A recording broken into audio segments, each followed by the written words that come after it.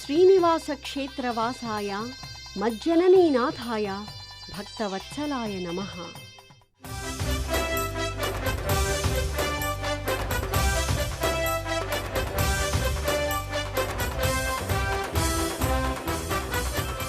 తిరునిండ్రవూర్. తిరుమంగయ్యాళ్వార్ల వెంటపడి వారి చేత పాడించుకుని సంతృప్తి చెందిన భక్తవత్సల పెరుమాళ్ను పత్తరావి పెరుమాళ్లంటారు. అమ్మవారు ఎన్నై పెత్తత్తాయి అంటే మజ్జనని అన్నమాట. శ్రీనివాస విమానంలో ఉండే ఈ దంపతులను వరుణుడు దర్శించాడు. సముద్రరాజు వరుణుడు ప్రార్థిస్తే లక్ష్మీదేవి ఇక్కడ స్థిర నివాసం ఏర్పరచుకుంది. ఆమె వెంటే కదా స్వామి ఉండేది.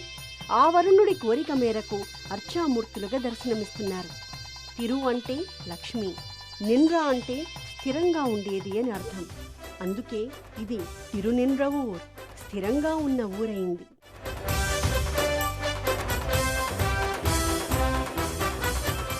ఒకనాడు తిరుమంగయ్యాళ్వారు దర్శించవచ్చినప్పుడు ఆలయం మూసి ఉంది.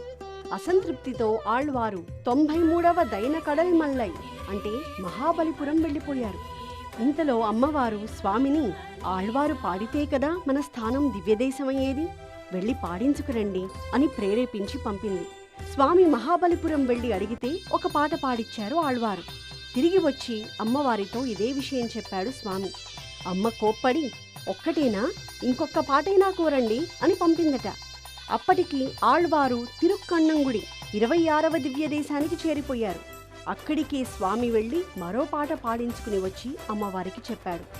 ఇది కూడా అమ్మవారి ఆధిపత్యాన్ని తెలిపే మరో దివ్యదేశం అన్నమాట.